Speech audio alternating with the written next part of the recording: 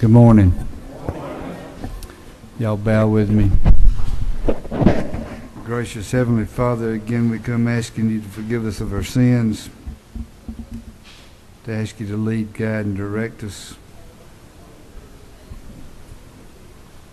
to give us some modicum of sense in this building. Let us do things that please you. I ask these things in my Savior's name. Amen. Let me just get y'all kind of started. There will be a supplemental rules calendar later on in the morning. I know that y'all think that it's probably impossible, but I messed up yesterday. I did one thing in front of another which I should not have done. I should have done the other one in front of, and that is the amendment and the rules substitute to 170. So we will come back in here, and what will be done on that bill is there will be a motion to redo, and how we're going to redo is I will add the amendment first, which y'all have all voted out of here, and then I will do the rules substitute second. We have to do that so all our little numbers line up. And that keeps it clean and keeps me from having this be a total waste of time, which I sometimes think it is. Y'all, it's 20 minutes after 9. I don't think I want to hear any of you.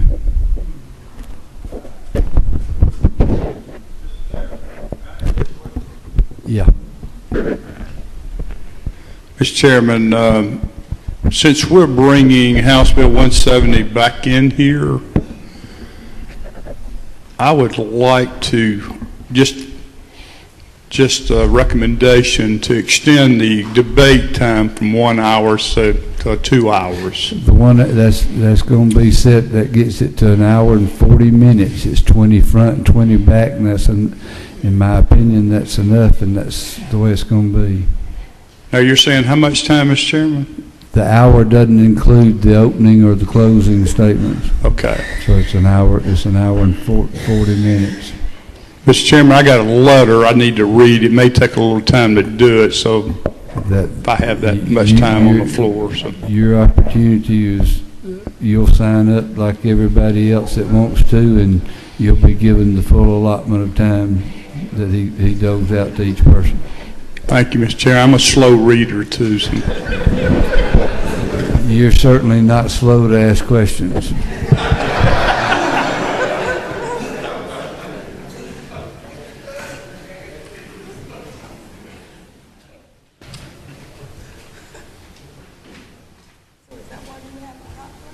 Yeah, I guess. Where's your fan?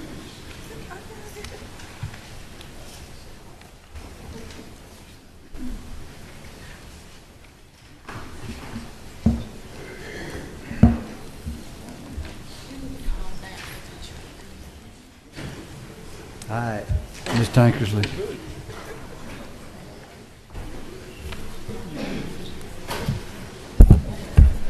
Thank you, Mr. Chairman. I bring to you today House Bill 314. We're working off a substitute LC 362723S. Is fifth from the bottom on the first page. The purpose of this bill is to combine the State Board of Barbers and the State Board of Cosmetology. This bill is a product of 2 years of discussions between these two boards to merge, and it's being done at the request of the Secretary of State's office. Also, this is a recommendation that came from a study committee that I served on in 2013, Professional Licensing Boards. This bill simply moves parts of the Barber Act into the Cosmetology Act, and it makes the language consistent between the two professions.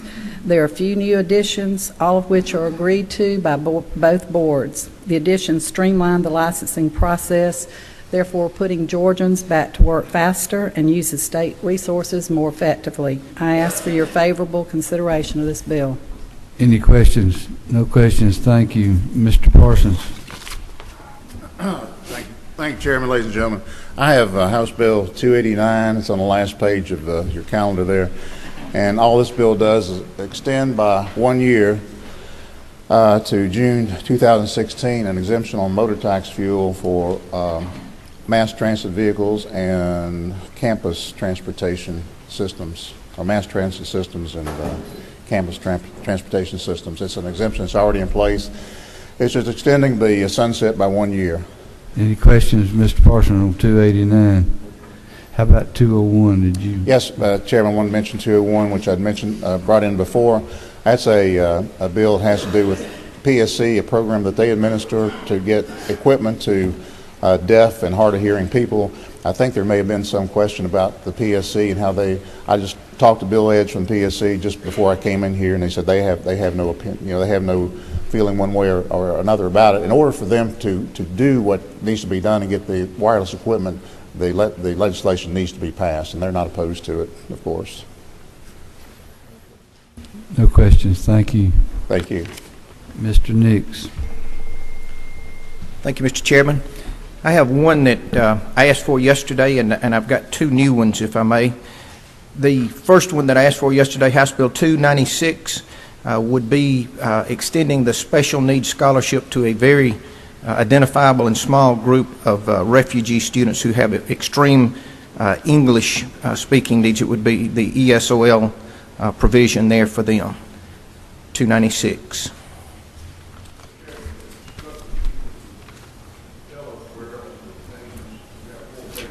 Oh. I'm sorry. That is on page 3, the third one down. My bad. Mr. Wendell has instructed the rest of y'all. Okay. Any questions, Mr. Nix, on 296? No questions. Okay. If I may, on page 4, the third one down, House Bill 369. This is a fairness bill to determine how the eSPLOST is distributed. Right now, an independent system within a county system can refuse to let an eSPLOST go forward if they don't agree to a split of the money. This would just say that in the absence of an agreement, it would go forward based on a per FTE or per student basis. House Bill 369. No questions. Thank you.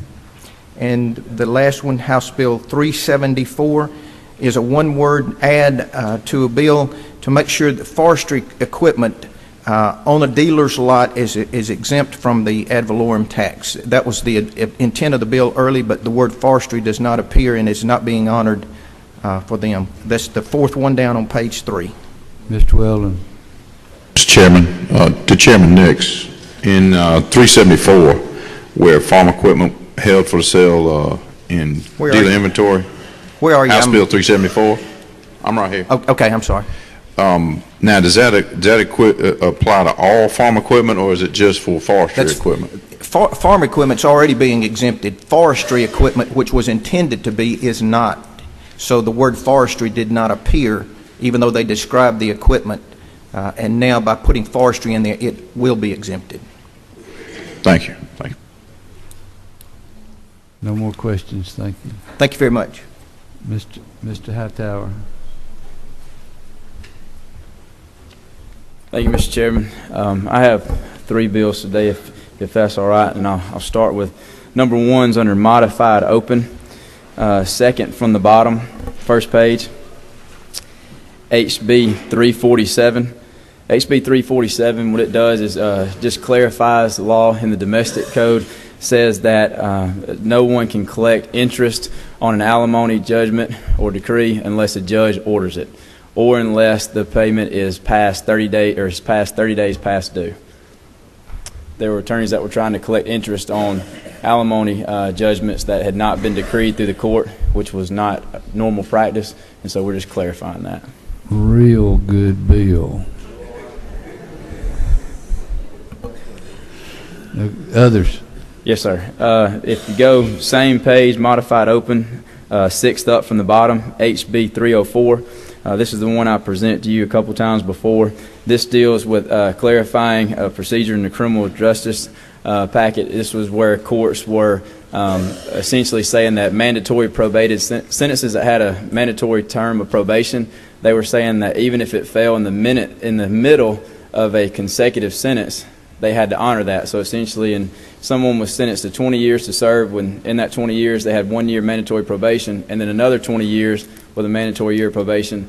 They were interpreting the law to say after 19 years of the first sentence, they'd let them out for a year and then rearrest them for them to go back in for the remainder of the 19. And this simply says that's not what we ever meant. The mandatory probated sentences come at the end of all the time that they've served in jail.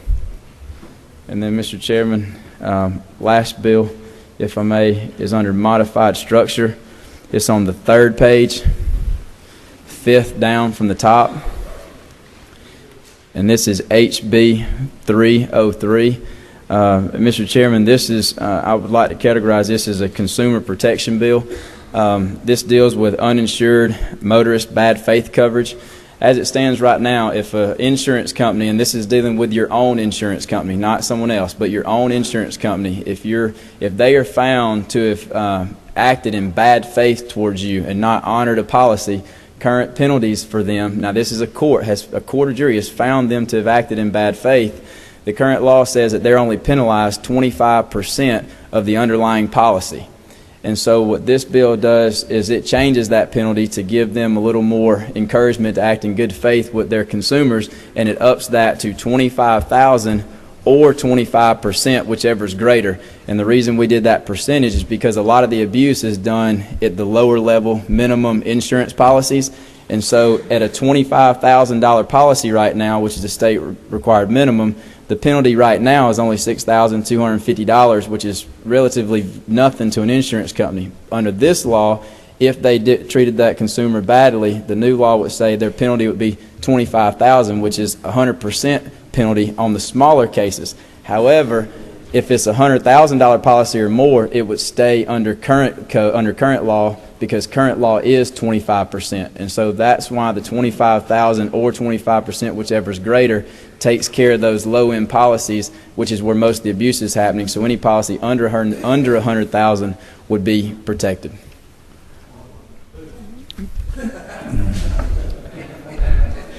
Can I give a word of warning to the rest of you? If you want the rest of your cohorts to be able to explain their bills, I might be a little quicker than that.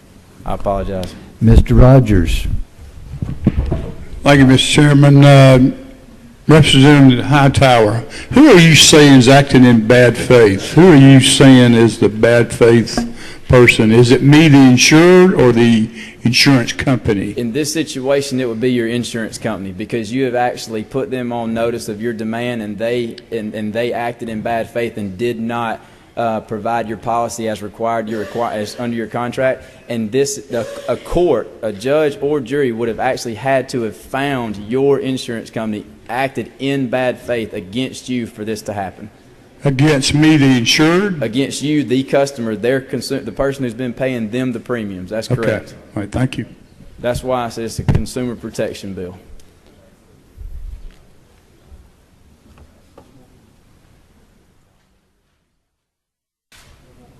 No more questions. Thank you. Thank you, Mr. Chairman. Mr. Belton.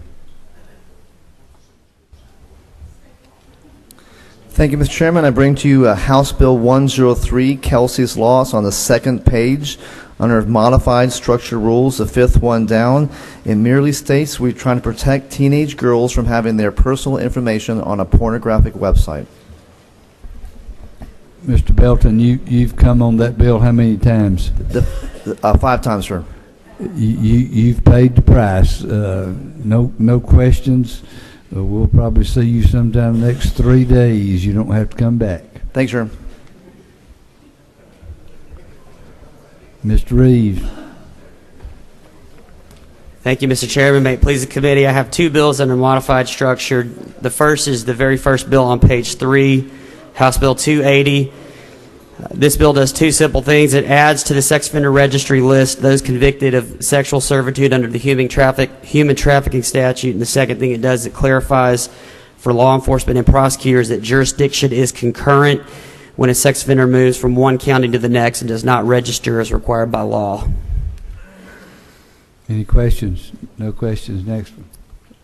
My second bill, Mr. Chairman, is House Bill 196, which is on page 2. It's the 6 up from the bottom. It changes current code section 17-8-57 to treat a trial and error of a judge's comment on the evidence consistent with how we treat every other error at trial on appeal. Any questions? Thank you. Thank you, Mr. Chairman. Mr. Broderick.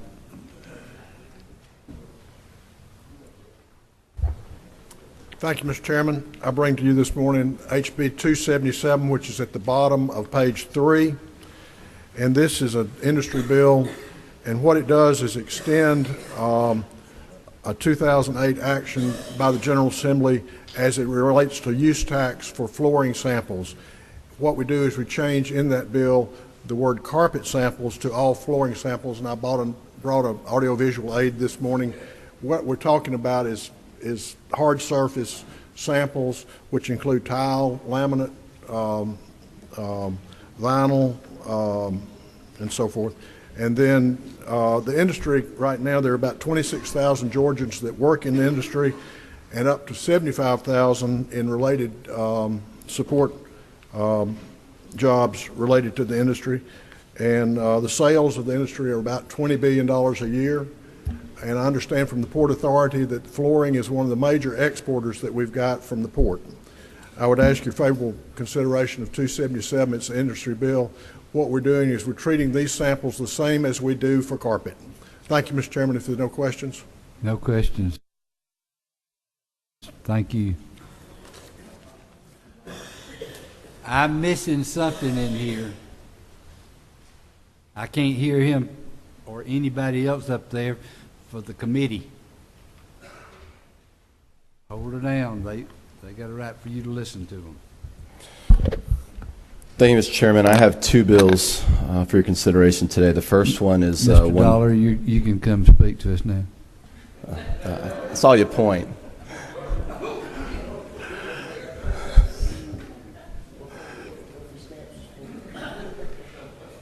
All right, we'll start now. First one is one that you all have heard before. It's HB 245. It's dealing with condo assessment fees. The second is on the second page, HB 540. And I chair Interstate Cooperation, which is the only committee in the House that's statutorily created. I was looking something up else in the code and noticed that when they were created in the House and Senate, it said that each committee shall consist of 5 members. We currently have 12, so this is a little cleanup language so that the House and Senate are in compliance. Any questions, Mr. Dollar, on either one? No question. Thank you. Thank you. Ms. Ballinger. Thank you, Mr. Chairman. I'm here to ask for HB 253. It's on the middle of the first page. Basically, it gives real estate appraisers the right to appeal to the real estate commissioner here in the state of Georgia. Second bill is HB 268. It's at the very bottom of page 2. Basically, it clarifies mandatory reporting language, state of Georgia. She's sick. There's no questions. Thank you, Ms. Ballinger. Thank you. Mr. Dudgeon. Thank you, Mr. Chairman. 2 quick bills today. First one is on page 1, last under open rule, HR 473, a joint study committee with the Senate, studying cybersecurity, how we can protect our government from attacks, and also look at what the technology and things like Fort Gordon are doing to add this industry to Georgia. Second bill was from yesterday. It's page 2. The first one under modified structure, the Georgia Right to Try Act, giving more options for experimental drugs and therapies to terminally ill patients. Any questions? Thank you. Mr. Clark.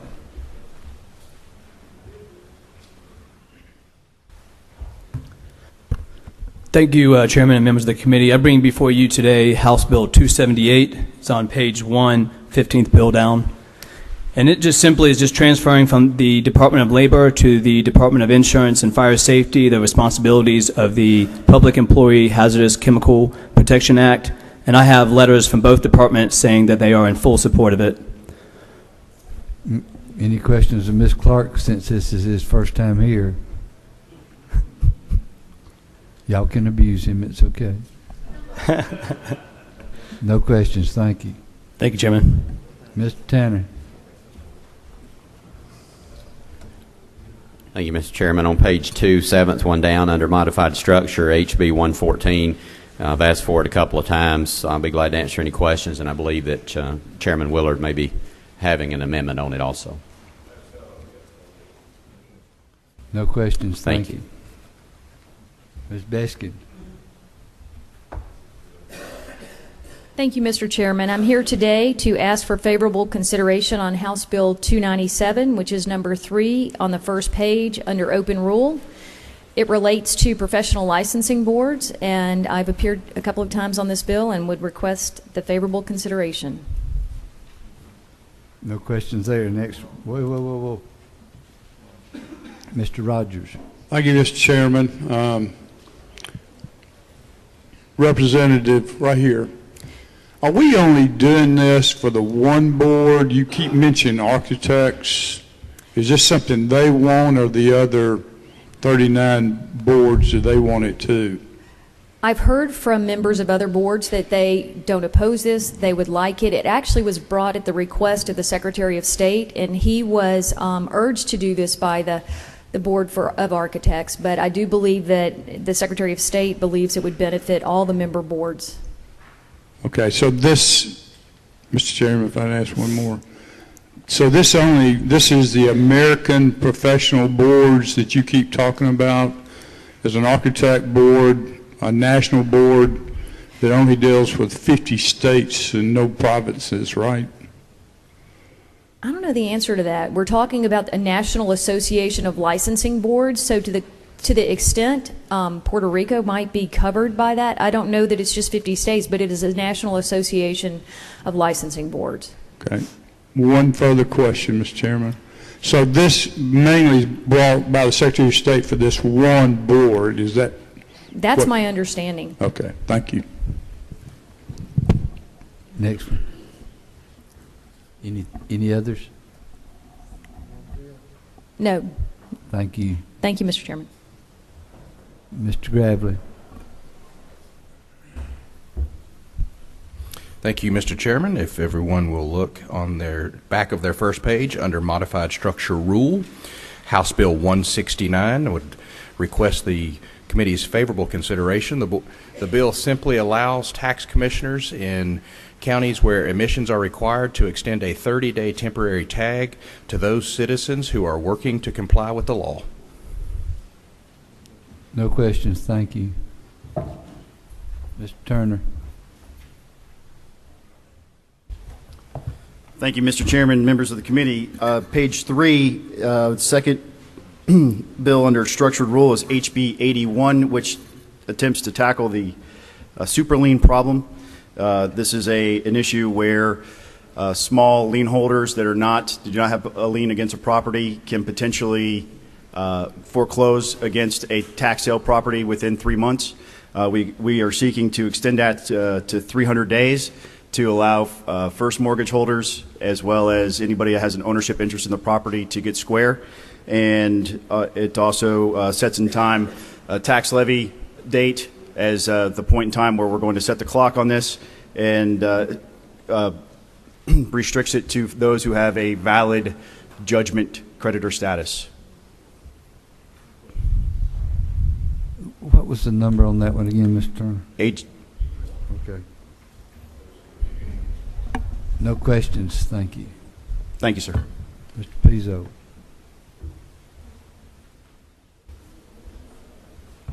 Thank you, Mr. Chairman, members of the committee. Page 2, modified structured, House Bill 93. This bill simply addresses the data collected using license plate readers that you'll commonly find on the back of law enforcement vehicles. It simply states that if an individual has not been convicted or suspected of any crime or is not the subject of any investigation, their license plate data and the geo-tracking that accompanies them must be purged after 90 days. Any questions? Thank you. Thank you. Mr. Williams. Thank you, Mr. Chairman. Page 3, structured rule, HB 94. The original genesis of this bill was to give relief to members of the military who oftentimes deregister their vehicles while they're deployed. We discovered that usually local taxing authorities do not bill for ad valorem taxes when a vehicle is deregistered, so this would relieve members of the military from having to pay penalties on unpaid ad valorem taxes, again, which have not been billed. As it came through committee, there was a desire to extend it to any vehicle that had been voluntarily deregistered, such as when someone is restoring an automobile and it is off the road for a period of years. No questions. Thank you. Thank you. Mr. Kelly. Thank you, Mr. Chairman, members of the committee. Right on the first page, middle of the page, under Modified Open, HB 267 just makes clear that to record a security deed in our state, it must be signed by a notary public and a witness. Thank you. No questions. Thank you, Mr. Chairman. Mr. Nimmer.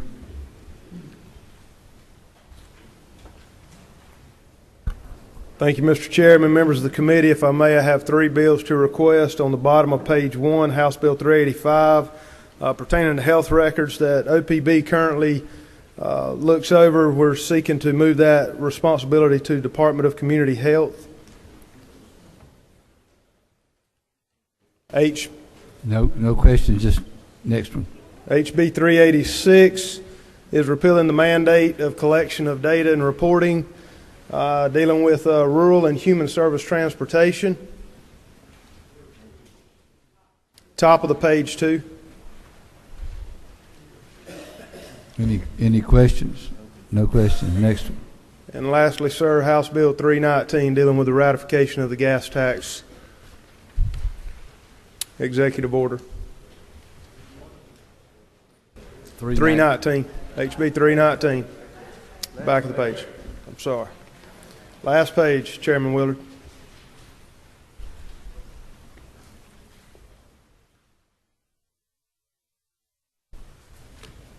Any questions? No questions. Thank you, Mr. Nimmer. Thank you, Mr. Chairman.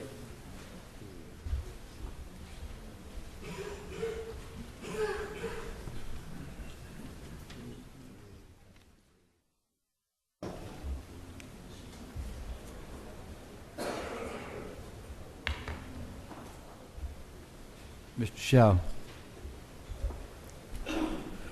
Thank you, Mr. Chairman. House Bill 439 on page 2 at the top under Modified Open.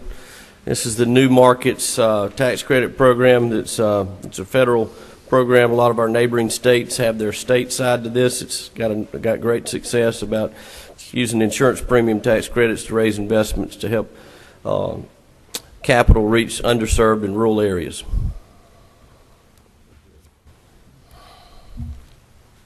Any questions? Thank you. Thank you. Mr. Mitchell.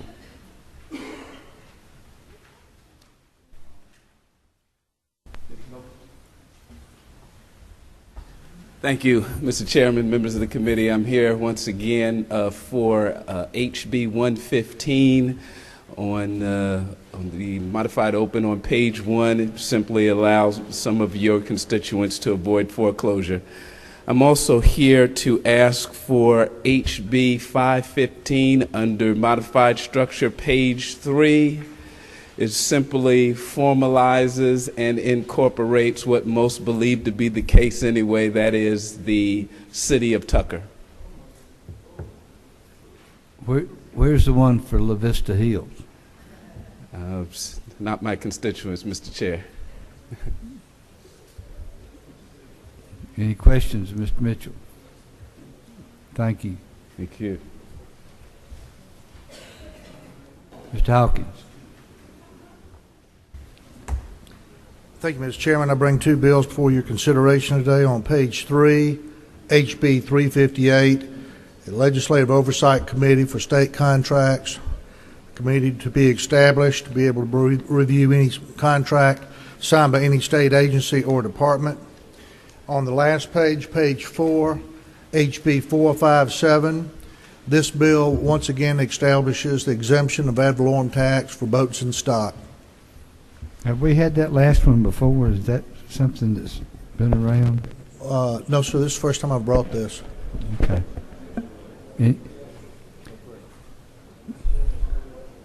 I can't hear you. Try again. It's extending the sunset.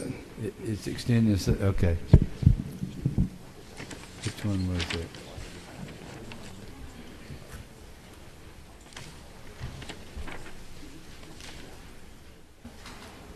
How long does it extend it? It removes the sunset. Removes the sunset. Yes, sir.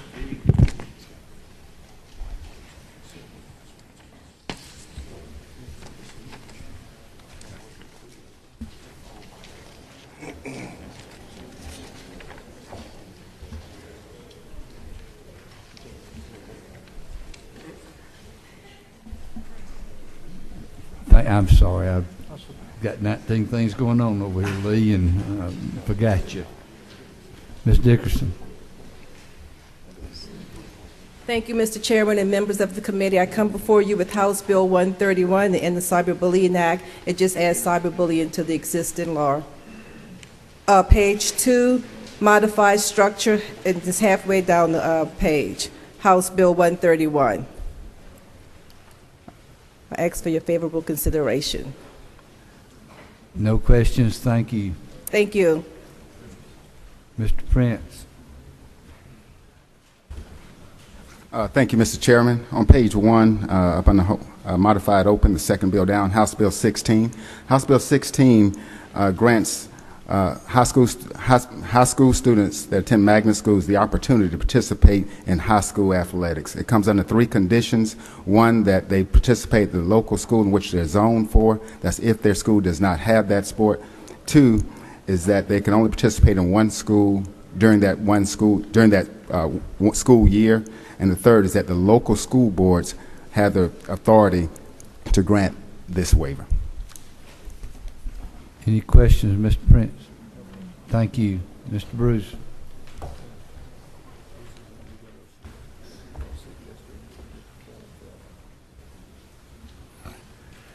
Mr. Chairman, I checked in early to see if I could make this request from the yellow sheet, as I was sick yesterday and could not get to your office to make this request for House Bill 514, which allows the citizens of South Fulton County to be able to vote as to whether or not they want to become their own city.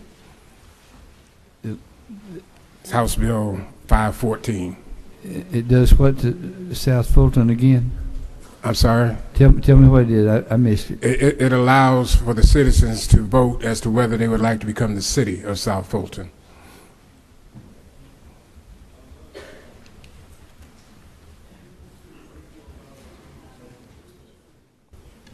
No questions. Thank you. Thank you. You gonna give me some help on this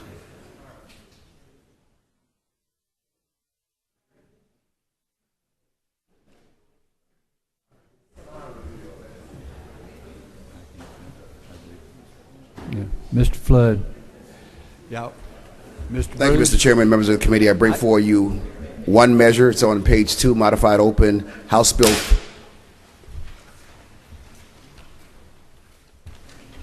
476 is a companion to the bill that was just presented, House Bill 514.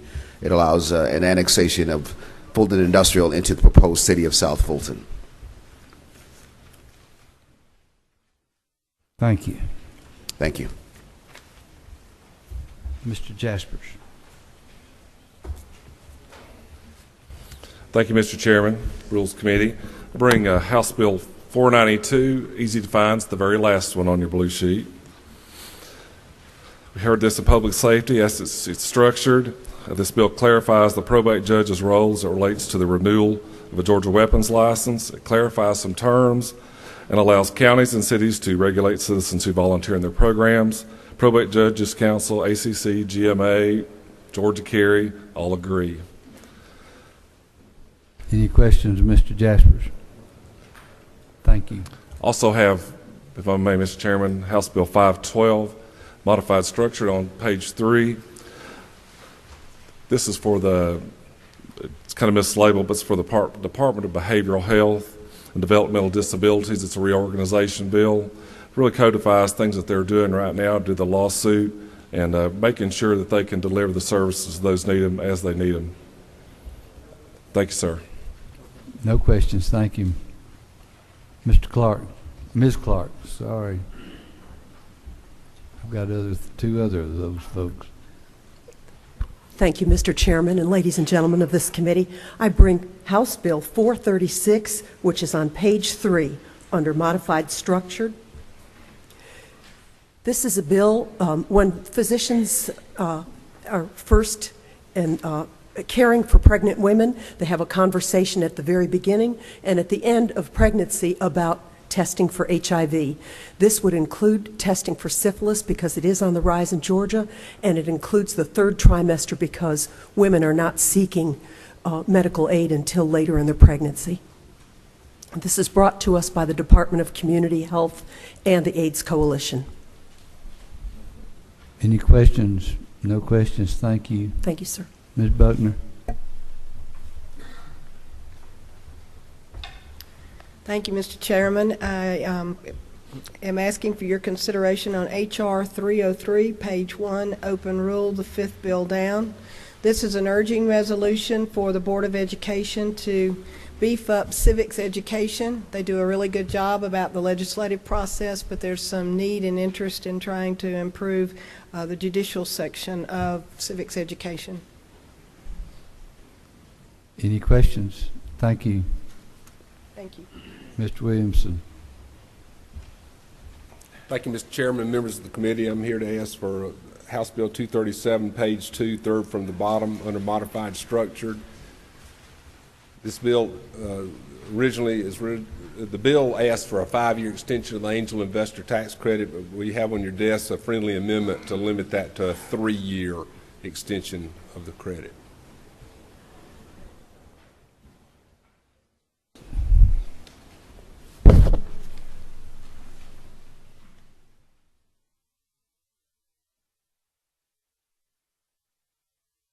Any questions, Mr. Williamson? Thank you.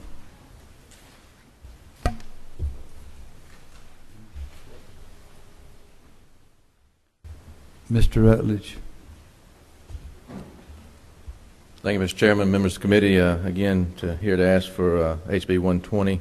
It's on the second page under structured rule, basically allowing the local counties and municipalities to add to their SPLOST list state-owned facilities. And again, as Chairman Powell explained during the last committee meeting, currently they're doing this now. This would remove a lot of red tape if we could include this language that we're adding. No questions. Thank you.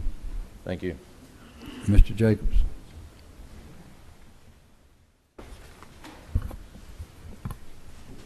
Thank you, Mr. Chairman. Page 3, structured rule, the last bill standing that I have, House Bill 215, which is the host bill that affects only DeKalb County and has the support of all DeKalb legislators. Questions, Mr. Jacobs? No questions. Thank you. Thank you.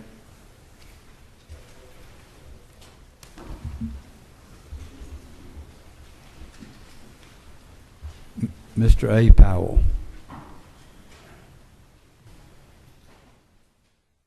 Thank you, Mr. Chairman. I'd like to add HB 310. This is part of the Governor's Criminal Justice Reform Act. This creates the Department of Community-Based Supervision by unplugging sections out of Department of Parole's Probation Act from under the Department of Corrections, certain personnel from under Juvenile DJJ, and then transfers all personnel, assets, and such as that for the creation of this new division. The other part of this bill that's of very much importance comes from the recommendations of the Georgia Council on Criminal Justice Reform that deals with misdemeanor probation. Last year, because of litigation, the system had pretty well been scrapped. Legislation was passed, was subsequently vetoed last year. This comes back from the Council on Criminal Justice Reform, the Governor's office, and all the stakeholders of curing those problems. There's about 10 different areas that needed to be dealt with, and that's exactly what's in this bill. Tell me about the amendment. There is an amendment that came to us from from the Council on Criminal Justice Reform that clarified, let's see if I can find it.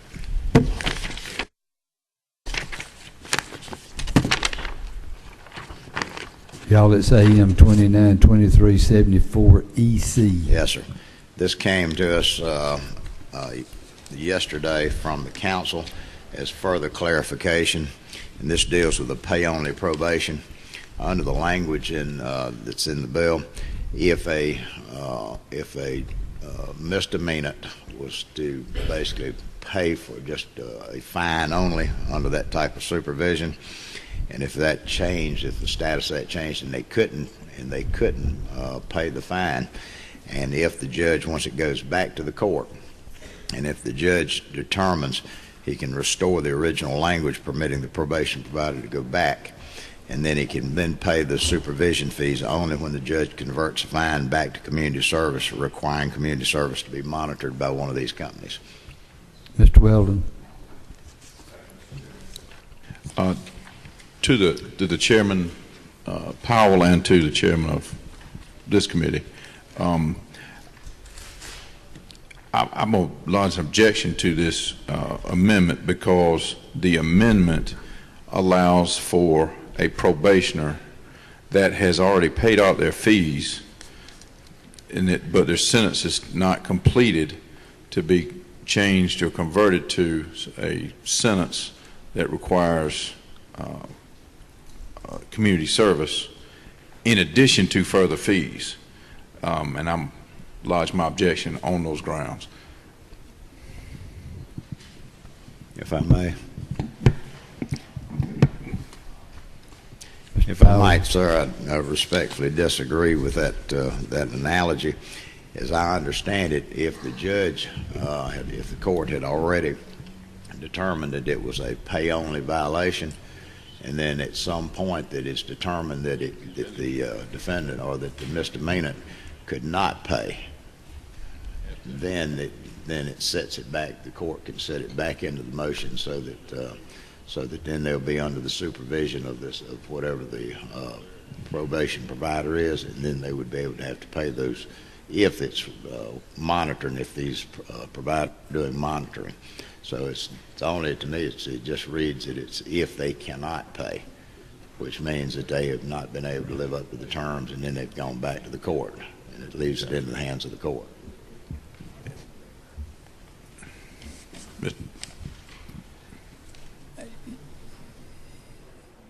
I tell you what, I didn't mean, since I hadn't brought the amendment, to hear the yeas and the nays. I'm going to stop it right there, right now.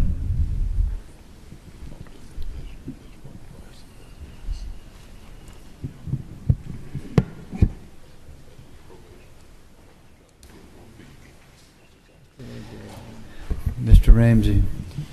On behalf of Chairman Cooper, who's under the weather, I'm asking for House Bill 505. It's under modified structure. It's the third from the bottom among the modified structure bill. This is the result of a lot of work and negotiation between the orthopedic doctor community and the physical therapist. It gives physical therapists a very limited window of time where they can treat a patient without having to that patient go to the doctor and get a referral. It passed unanimously out of health, and all the interested parties are on board. Any questions? Okay. Mr. Setzler. Mr. Chairman, two bills. HB 271 on the first page, middle of the modified open rule. That's the charter in the workplace legislation. It simply has no effect on funding. It simply gives the authority to local school boards and the commission to authorize charter schools in the workplace. Those are schools where a community business of ours might want to furnish a facility, for example, for a charter school. Simply allows the local boards to give an enrollment priority for those businesses. Next one. Also, Mr. Chairman, HB 182, middle of the second page, middle of modified structured. HB 182 deals with the issue of forced blood draws for DUI arrests. You know, for decades, we've always allowed folks to refuse a breathalyzer test and lose their license for a year. The practice of forcibly drawing blood from people has emerged in our state. This allows forced blood draws to happen for vehicular homicide. If the driver kills somebody or seriously injures and puts them in the hospital, you can draw blood. But for normal DUI arrests, the ability to refuse a breathalyzer would be in place moving forward. Mr. Powell, Jay. Thank you, Mr. Chairman.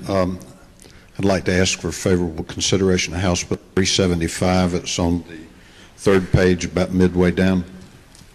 This is a bill that allows for a no-low plea to not result in a suspension of driver's license on the plea to a suspended, canceled, or revoked registration. This brings this consistent with what happens on DUIs, driving with a suspended license, reckless driving, but for this particular charge, a plea of no-low under current law counts as a conviction and results in immediate suspension of driver's license.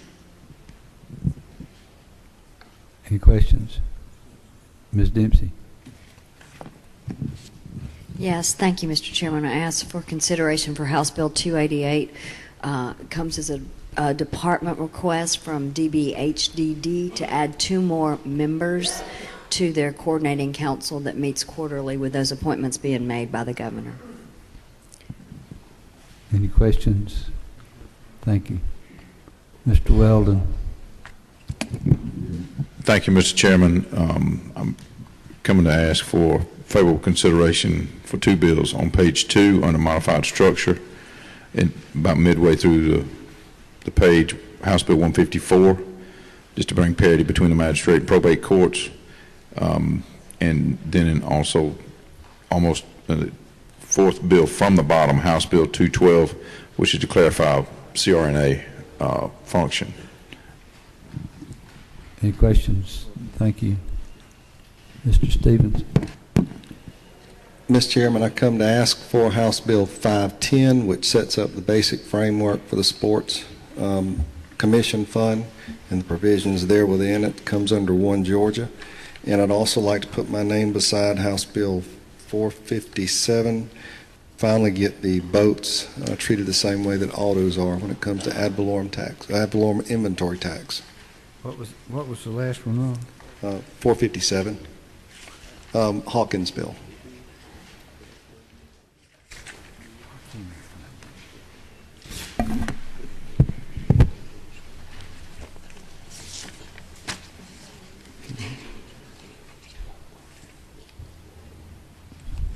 Mr. Knight. Thank you, Mr. Chairman. Members of the committee, I bring for you House Bill, or substitute to House Bill 397, LC 400868S. Many of you have heard over the session regarding the Georgia soil and water issues that are going on. This bill seeks to correct some of those issues. We think we've done it in a very responsible way that keeps Georgia soil and water together, and also addresses the issues that have been brought up. One of those is the issue of zero-based budgeting. While we believe that Georgia water should stay together, we're only going to price it up under the Department of Ag for administrative purposes. The appointments will be still made from the conservation districts, but they'll be at large, meaning that the governor may appoint folks, the best folks. We still believe he's going to pick from look at the supervisors, but may pick from without those supervisors to make sure we get the very best and knowledgeable folks on the board. It takes out a funding provision that was put in under the Purdue administration for funding reservoirs that's no longer needed. It also gives, I think, the heart of the bill gives some structure, some guidance on our green book, the erosion control manual, which is very vital to the state in protecting our waters, our environment. It sets some very basic guidelines, defining the manual as a published guidance and setting some overall principles, and also provides for a approval process through an existing body, the Erosion and Sediment Control Council, which is made up of appointments from the governor and the lieutenant governor and members of the DOT and State Road and Toll Authority. We believe this is the most responsible way to take care of the issues that have occurred over the past year or so with Georgia Soil and Water. Mr. Fleming. Thank you, Mr. Chairman. On page 3, in the middle of the page, on a modified structured House Bill 377, I explained that bill yesterday. It simply allows for our courts to continue to use private entities to collect people who fail to pay their fines. I have one other, if I may, Mr. Chairman. Okay. Under modified open on the first page, first bill, House Bill 3. This is what some have referred to as the Todd Gurley bill. Many of you know that there was a star running back at the University of Georgia named Todd Gurley who probably would have won the Heisman Trophy, but he signed some autographs for a memorabilia dealer. That dealer not only paid him to do it, but then turned him into the media to the highest bidder. We already have laws on our books in Georgia that allow universities to go after people who basically mess with their student athletes. This simply adds this memorabilia dealer to the list of people that they can go after, and also allows it to be a misdemeanor like it is in the current law for other such offenses. Any questions? No questions? Mr. Willard. Thank you, Mr. Chairman. I just want to put my name beside my dear friend Mr. Kelly's bill, HB 267, as favorable consideration by the committee. Ms. Abrams. Thank you, Mr. Chairman. Would like to ask favorable consideration of H.R. 303 by Representative Buckner, H.B. 16 by Representative Prince, and H.B. 89 by Representative Bruce. Ms. Hughley. Thank you, Mr. Chairman. I'd like to ask for favorable consideration for House Bill 131, the cyberbullying bill, and House Bill 115 by Mr. Mitchell, the right to cure.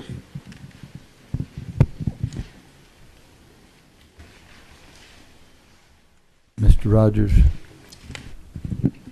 Thank you, Mr. Chairman. Again, I would like to ask for the House Bill 416 on page 3 under modified structure, the Consumer Information Awareness Act, the identifier bill. On page 1, Mr. Chairman, I'd like to put my name next to House Bill 253, modified open rule. On page 4, under structured, I'd like to put my name next to House Bill 369, and 2 lines down is House Bill 457. And on page 3, under modified structure rule, House Bill 505. And I'll come back tomorrow and ask you which one of those do you really, really, really want? As long as it ain't 460. Mr. Powell. I would like to put my name by HB 169 and ask for favorable consideration.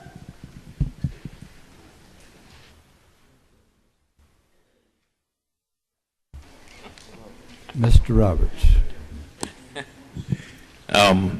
Mr. Chairman, House Bill 110 is just legalizes fireworks in the state of Georgia.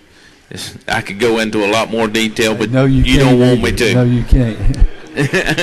I understand. You save your details for later on today. Yeah, thank you.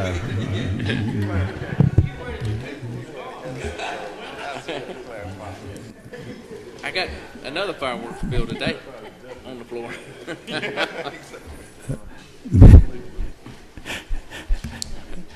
I used to play with fireworks. I can't imagine what's wrong with me. Mr. Rogers.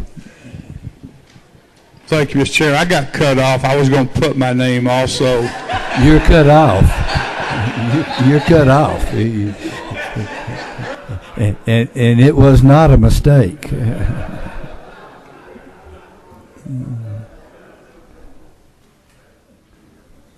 Mr. Vice Chair.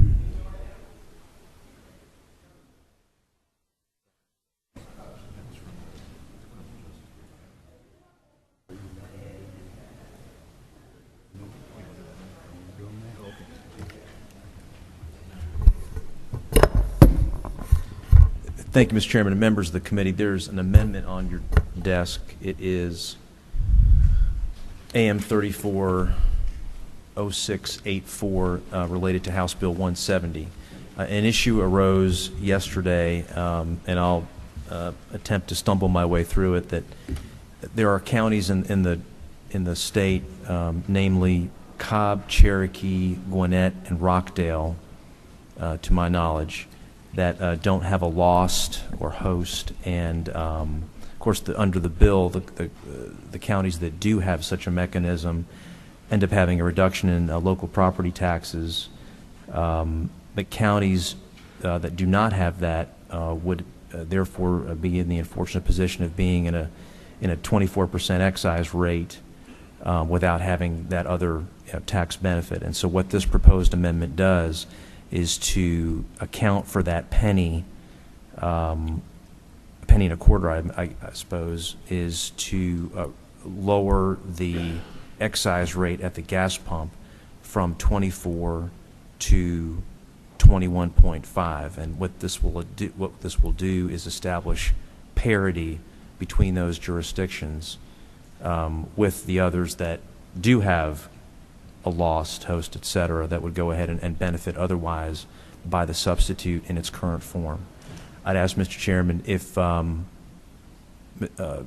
Setzler, I think, can probably speak to the details better than I can, but that's essentially what the amendment does. I think what it'll end up doing is curing a lot of concern that members have at this point, that some members have regarding the amendment or regarding the issue.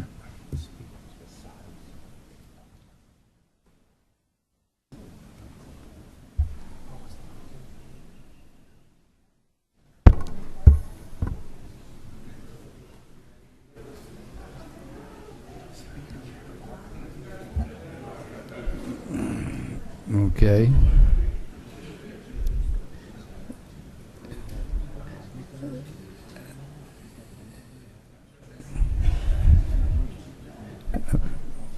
All right. We're going to set it for Monday.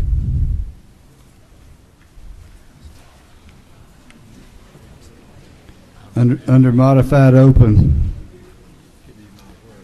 HB 385. Any opposed? Under modified open, HB 386. Any opposed? Under modified structure, HB 212. Any opposed? Modified structure, HB 296. Any opposed?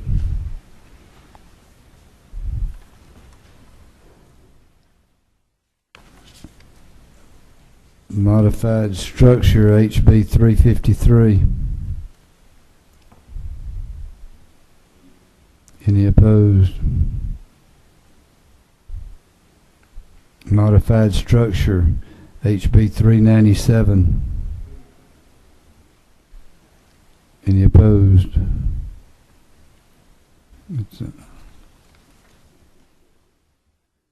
Under structured,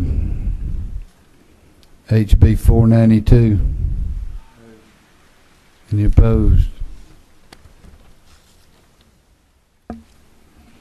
Under modified structure, HB 110. Any opposed? Yeah, where's Sharon when you need her?